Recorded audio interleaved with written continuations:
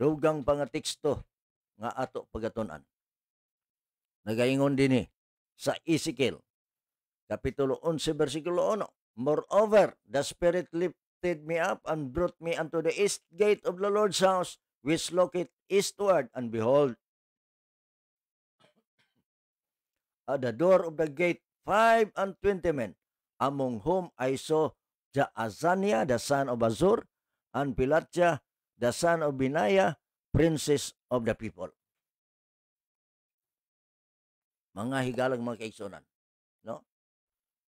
Ang Ezekiel 11:1 o Ezekiel 8:16 maura ang mga tao nga gihinganlan dinhi 25 ka buok, no?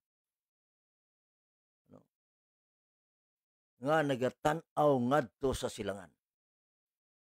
Sa laing pagkasulti sa Ezekiel 8:16 kaganiya atong nahibaw-an nga na nagsimba sa adlaw.